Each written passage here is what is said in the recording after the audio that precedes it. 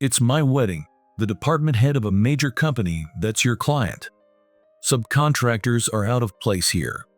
Go home quickly. What? I was shocked and held my breath when the bride, department head Emma, the star of today's event, said something unexpected. You wouldn't think you'd suddenly be told to leave in the middle of a wedding ceremony. But right after that, I heard a low voice from beside me. So that's the conclusion Emma has come to. Well then, we'll withdraw, everyone. My father, standing next to me, gave Emma a stern look and then signaled to the wedding attendees. As a result, Emma was about to lose everything in an instant. My name is Tom Armstrong. I'm turning 35 this year. It's been 3 years since I took over the construction company from my father. I'm working hard every day to make it a company loved by the local community, while learning management know-how and how to deal with business partners from my father. I've been working diligently. Being a young second-generation CEO, I've faced various difficulties. But thanks to my reliable father and employees, I've overcome them one by one, and recently I've even found my own way of doing things. I want to continue growing both the company and myself at this pace. Just as I was thinking about this incident occurred. One day, I tilted my head, holding a wedding invitation I had received. The sender was department head Emma Parker from a major client company. She's a female department head in her 30s, an elite who graduated from a famous university and is on the fast track to success. However, she's the type who takes pride in her high educational background and judges others based on their education. She was a troublesome person who looked at me, who started working at my father's company right after graduating from middle school, through colored glasses as a subcontractor with only a middle school education. Therefore, I hadn't expected her to go out of her way to invite me, whom she usually looks down upon, to her wedding. I can understand why Dad was invited as the former CEO, but why me too? Well, you're the CEO now. Maybe Emma has finally recognized you. My father mediated like this, and I changed my mindset. Emma's true intentions were unclear, but she had taken the trouble to invite us. I marked my attendance and waited for the wedding day. And on the day of Emma's wedding, being a department head of a major construction company, quite a large venue had been prepared. Her marriage partner was apparently a young elite from a business partner, and there were many attendees from the groom's side as well. From business partners to acquaintances in political and financial circles, the number of participants wouldn't be less than 300. The festive venue was crowded with many people, and it was even difficult to find my name on the seating chart given at the reception. Finally guided to our seats, my father and I settled down. The wedding ceremony that started after a while was grand and splendid, befitting a department head of a major company, and we couldn't help but be amazed. It was when the bride and groom started going around each table and approached our seats. Suddenly, we heard a surprised scream, along with a voice looking down on someone inappropriate for this place, and my father and I turned around at once. Oh, could it be Tom? What are you doing in a place like this today? The one who spoke to me was Emma, today's star bride. She looked beautiful in her pure white dress and makeup, but as soon as she opened her mouth, her usual sarcasm came out. It seems she's going to harass me, a subcontractor, even at such a joyous occasion. Congratulations on your wedding. I received an invitation, so I'm attending. Huh? Were you supposed to attend too? I felt annoyed inside at her feigned response. But Emma seemed genuinely surprised by my appearance, showing a dumbfounded expression. Yes. I sent my RSVP, and here I have the invitation. Oh, I see. I'm sorry. There must have been a mistake, and we sent invitations to you too. Emma snorted as if mocking me as I showed the invitation. Then she folded her arms arrogantly and declared, "It was a mistake to invite the Armstrong, so could you please withdraw?" What do you mean by withdraw? I frowned in confusion, not understanding what she's trying to say. Then, Emma displays an unpleasant smile and starts laughing so hard that her wedding dress trembles. It's my wedding, the department head of a major company that's your client. Subcontractors are out of place here. Go home quickly. What? I'm so taken aback by her unexpected words that I can't react immediately. You wouldn't think you'd suddenly be told to leave in the middle of a wedding ceremony. But Emma, pointing and laughing at my dumbfounded expression, throws even harsher words at me. Thankfully, many of the company's executives and important business partners have attended today. Everyone here is an elite with status and education. Declaring this, Emma looks around the venue. Many of the attendees enjoying their meals and conversations are wearing expensive suits and high-end watches. Compared to them, you're just a subcontractor, right? The important people will give their congratulations, so you can go home now. So that's how you think. I wanted to congratulate you, but it's a shame. I can't help but express my disappointment. Until now, no matter how much I was told I was just a subcontractor, or that they were doing me a favor by giving me work, I endured it because they were important business partners. That's why I came here today to sincerely celebrate Emma's happiness. But it seems she didn't understand my feelings at all. In the end, this is her true nature. Just as I realized this, I heard a low voice from beside me. So that's the conclusion Emma has come to. Dad, my father, sitting next to me, is quietly burning with anger. Faced with my father's intensity, Emma's previously cocky expression turns to panic. What's wrong? Just like in business, I choose who to invite to my wedding. It's only natural for small subcontractors like you to withdraw on your own. I see. After being insulted to this extent, we can't stay quiet. Well then, we'll withdraw everyone. Saying this, my father stands up vigorously and calls out to those around us. Everyone, we're withdrawing. Instantly, starting from our table, invited guests begin to stand up one after another. Emma watches in bewilderment, her mouth opening and closing, as people start leaving like a receding wave. But she seems to have regained her senses somehow and calls out to the invited guests. Wait a moment. Everyone, what are you doing? Can't you see? Everyone is leaving. I answer instead of the invited guests, and Emma pouts in frustration. Don't be ridiculous. This is in the middle of my wedding ceremony. Maybe they think it's not worth attending this wedding anymore. As if to confirm these words, people continue to leave without interruption, and already about half the seats are empty. Seeing this situation, Emma starts to scream, tearing at her hair. This is impossible. I'm a department head of a major client company. It's outrageous for business partners and even our own people to leave without reason. Shouting this, Emma tries to stop someone passing by. But that person also shakes off her arm irritably and quickly heads for the exit. Looking around the venue where people are steadily decreasing like a receding tide, Emma finally becomes teary-eyed and angry. Why are you being so mean? What did I do? Everyone heard what Emma said earlier. The one who answered her was my father, who had already finished preparing to leave. While pleasantly returning greetings from other invited guests, my father confronts Emma with the truth. Your words just now about subcontractors going home. Everyone heard that and is simply doing as you said. Is there a problem? I said that to you too. Why did everyone else hear it? The Emma, now crying with anger, has her carefully applied makeup in ruins, creating a frightful appearance. However, I step forward and calmly point to the spot next to Emma. There stands the groom, Kevin Willis, holding a microphone. The microphone for speeches was left on. Thanks to that, all of your words were heard throughout the venue. What? No way. Emma turns pale, checking the microphone's power. She seems quite flustered. Her panic suggests she understands that her words to us were indeed inappropriate. Next, she directs her anger towards Mr. Willis. Why did you leave the mic on? Because of that, the guests are leaving. What's wrong with keeping the mic on to thank the guests who came?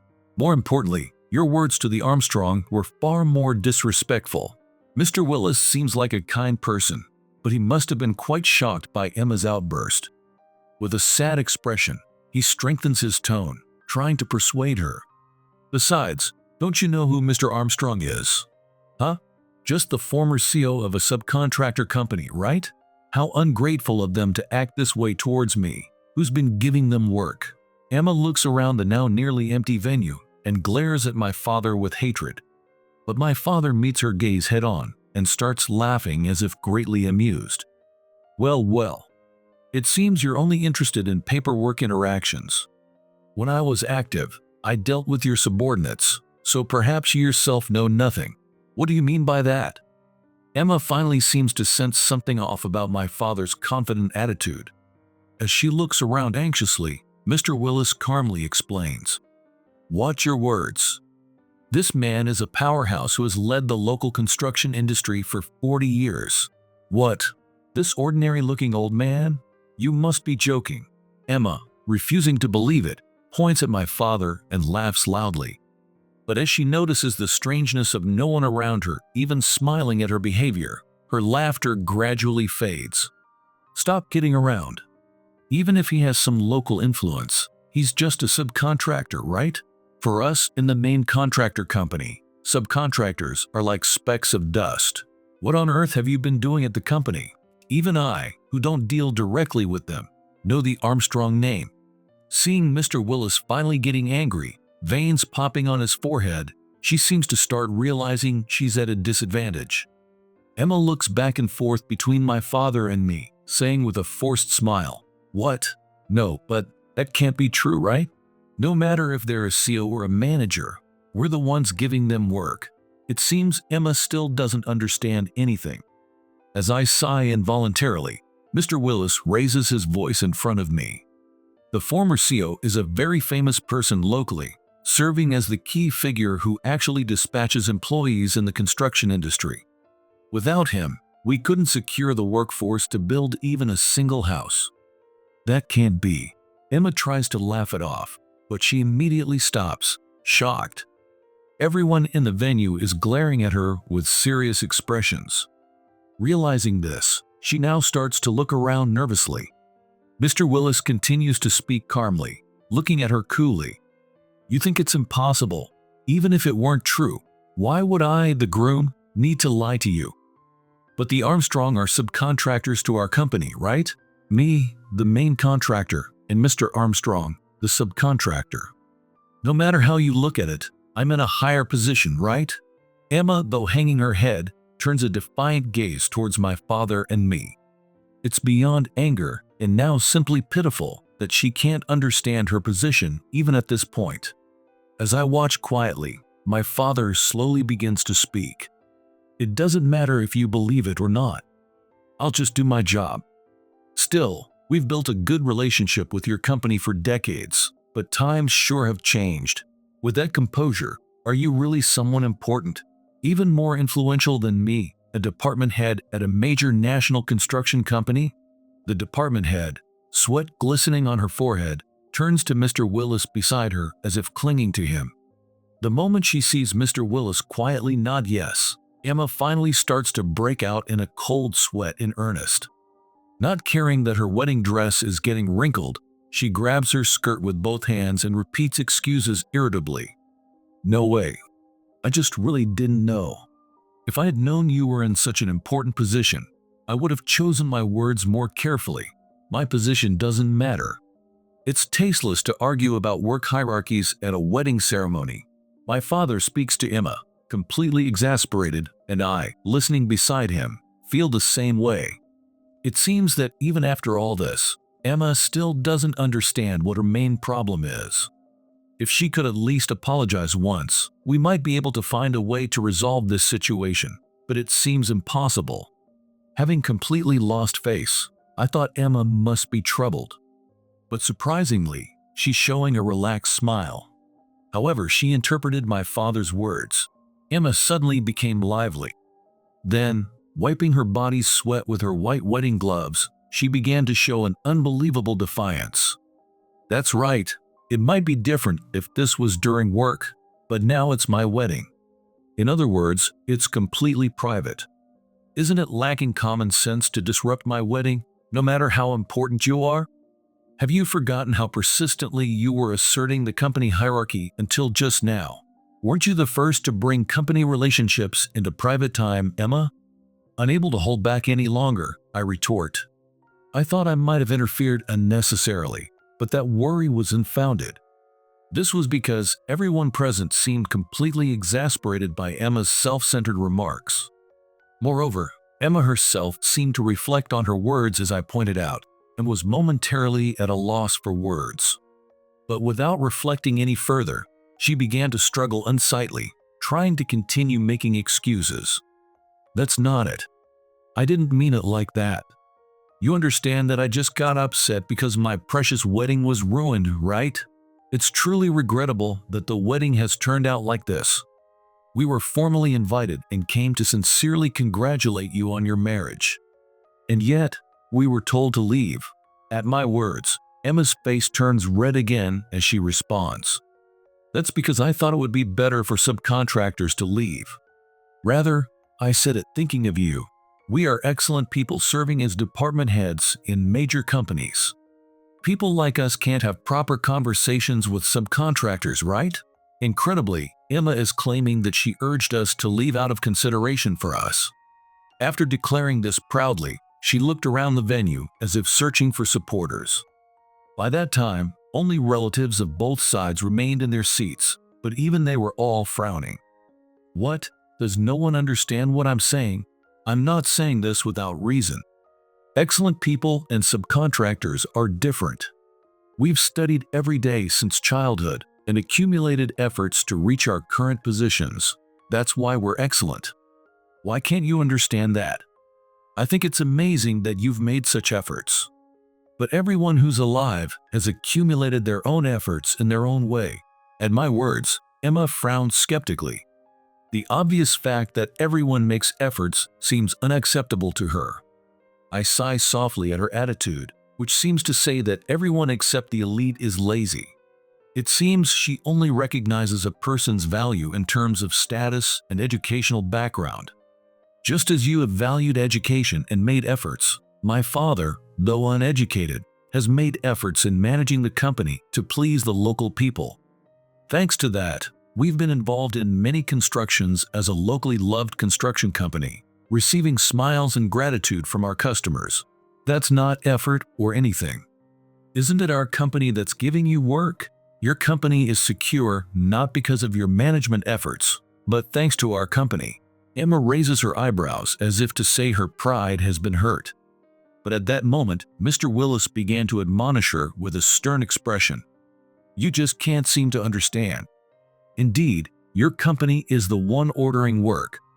But without the subcontractor companies that actually do the work, neither houses nor buildings could be built. Huh? She probably never had such a thought before. Emma looks blankly between Mr. Willis and us. Besides, if your thinking is correct, why did even I and your company colleagues leave the venue? If the main contractor is always superior, don't you think we would still be sitting here proudly? That's... Looking around nervously again, Emma shakes her head as if giving up. The next to speak was my father. You seem to think that people with higher education are in higher positions, and those without education are in lower positions. But what have you been looking at while working all this time? At these weighty words, Emma can only mutter, huh? Facing Emma, who was staring wordlessly, my father turned an even sterner expression. What's important is the person's substance, isn't it? What they actually do is what matters. That's why people from your company and the remaining business partners agreed with my words and left the venue. What do you mean? Emma truly doesn't seem to understand the reason. Looking at her, completely frozen, my father continued speaking. Among the CEOs of companies that do business with your company, including myself, there are those who have risen through ability rather than educational background. When you complained about us, you simultaneously picked a fight with other business partners as well. No, I didn't know that.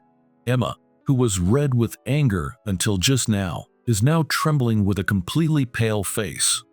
It seems she's thoroughly shocked by the exchange with my father. Learning my father's true identity and the fact that she had insulted many business partners seems to have hit her hard. I really didn't know. It's Tom and the former CEO who are at fault. They should have told me if that was the case. If you still can't understand after all this, there's nothing we can do. This concludes our conversation. My father muttered softly and left the venue, looking defeated. I was about to follow him, but Emma grabbed my arm, forcing me to stop. "What's going on? If you want me to apologize, I will. So tell your father to bring the other guests back here." I agree with my father. Even in this situation where everyone has left, you still can't admit that you were wrong, Emma. First, you arbitrarily judge others by their education and position. Then, when you learn my father is important, you flip-flop and try to curry favor. When that doesn't work, you start saying it's not you but the other party who's wrong. You, who acts like this, is just like a big child throwing a tantrum. We no longer want to do business with a subcontractor who has looked down on us to this extent. We'll cancel the $1 million deal we were planning to make with your company. What? A $1 million deal? I hadn't heard about such a big deal being in the works. At these words, not only I but also Mr. Willis showed expressions of disappointment. The person in charge should have been her subordinate. Yet, it seems she hadn't even properly looked at her subordinate's reports. Setting aside her personality, I learned a disappointing fact about her work performance, which I had been evaluating positively until now. We thought we had maintained a friendly relationship with your company for many years, so this is regrettable. We'll take our leave now. Wait, if things end like this, my evaluation will drop. I absolutely don't want to lose my position as department head over something like this. Emma finally starts stomping her feet and trying to stop me. Her attitude of only thinking about her own convenience finally made me lose my patience. That's enough already. I don't want to be jerked around by your personal circumstances any further. No, wait. Please wait. It was Mr. Willis who stopped Emma as she tried to cling to me. Please don't make any more pitiful scenes. The wedding is already ruined. Let go of me. My career will be over if things end like this. It seems Emma only has her own promotion and work on her mind until the very end. I told her my true feelings one last time. The previous department head never disregarded any job and treated subcontractor companies as equals. That's why we've had a good business relationship with your company until now, but it's regrettable that it's come to this. Saying that, I followed my father towards the exit. From behind, I could hear Emma and Mr. Willis arguing for a long time. In the end, I left with my father, so what happened after is based on rumors I heard. In the venue that had become almost empty from the 300 people who were there, Emma apparently continued to lash out. I don't care if they're local influential people or whatever, a subcontractor is still a subcontractor. Who do they think allows them to run their company? Maybe Emma couldn't back down after having her value system based on education and status, which she had believed in until now, completely denied. But as a result, it's ironic that she lost not only the trust of the attendees, but also of Mr. Willis, who was supposed to share her life. Can't you understand, even after all that explanation? If I marry you as things are, it seems it will affect my work too.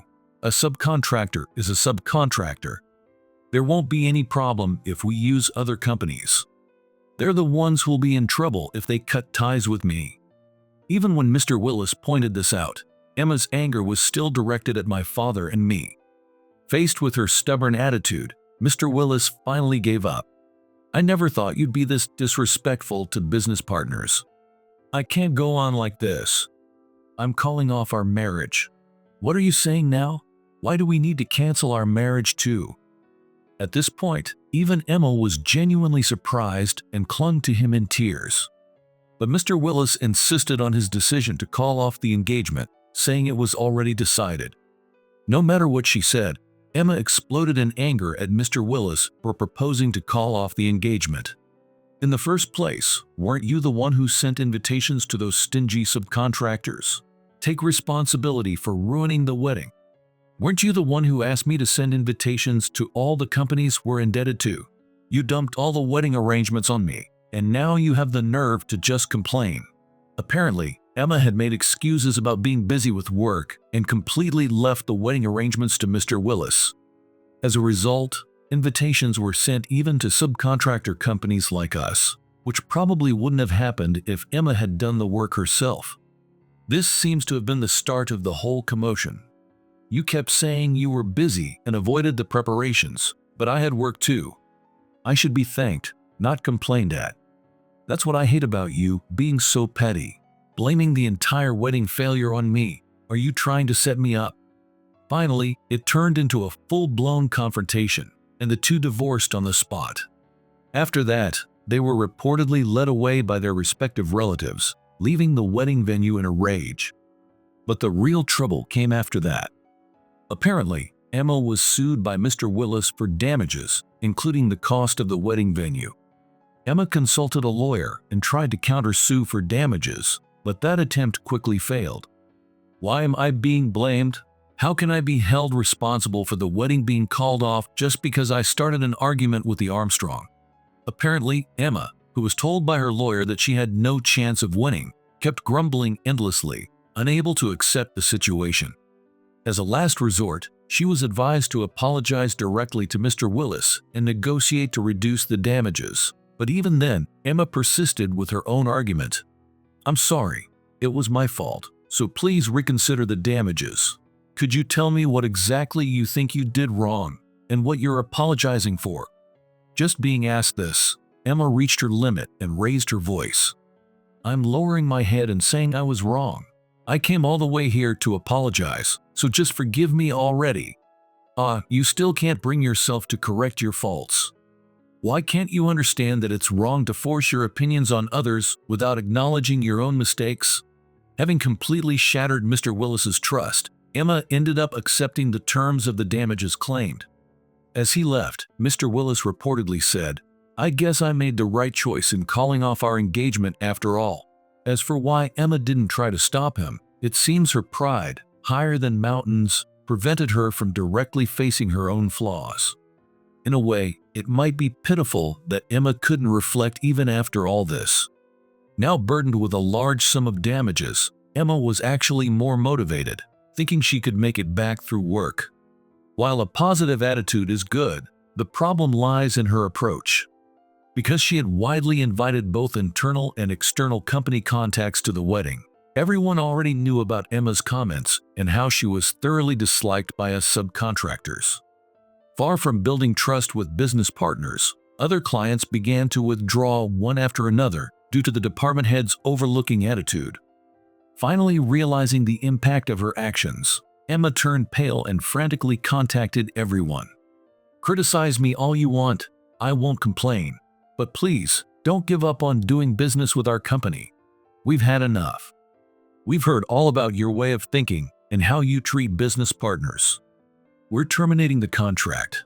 After being firmly rejected by several companies, Emma finally broke down in tears pathetically. If you say that and stop doing business with our company, won't you be in trouble too?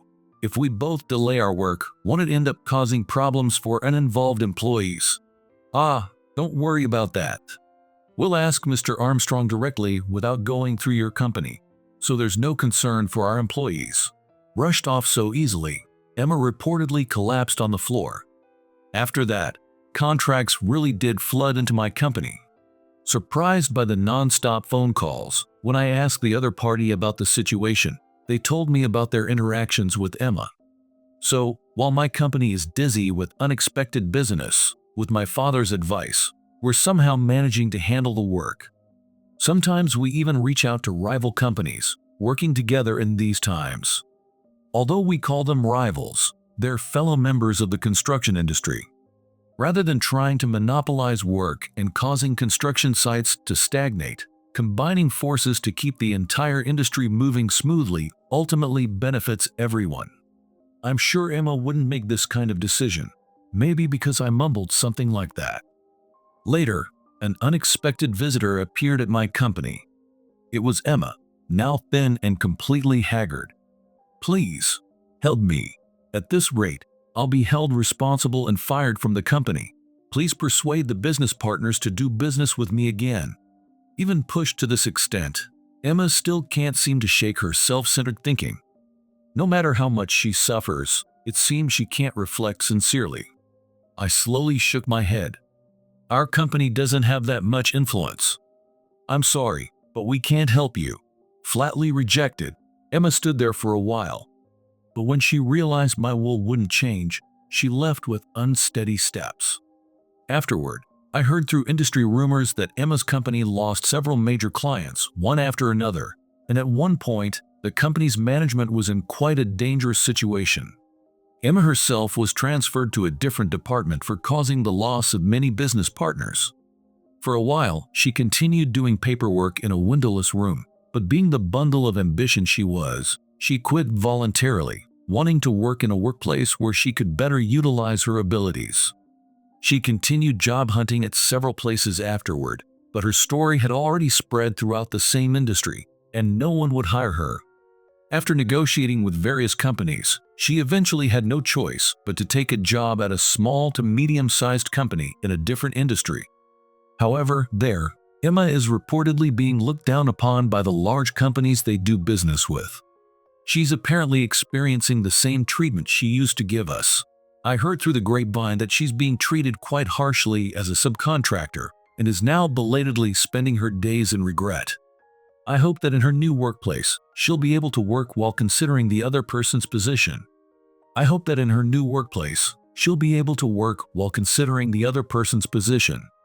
As for me, after Emma left, we resumed business with the major company once again. The new person in charge is a sensible individual, and we're enjoying a very pleasant business relationship. The company where Emma used to work has somehow managed to revive its sales, thanks to the remaining employees coming together and working hard since that incident. Still, it reportedly took 10 years to make up for the damage caused by Emma. Losing people's trust happens quickly, but regaining it is extremely difficult. Thanks to this commotion, our company's performance has also grown significantly. One of the factors behind this is undoubtedly my father. Although he had once retired, my father returned to active duty because of this incident. He's now leading the local employees at a newly established branch office with the lively title of chairman and branch manager. I'm not losing to you youngsters yet. My father's smile as he says, "This is the brightest I've ever seen." And forming a good partnership, as my father's business negotiation counterpart is Mr. Willis. Following his broken engagement with the former Emma, he voluntarily requested a transfer and is now thriving in a new environment. By coincidence, his new location is in the same area as my father.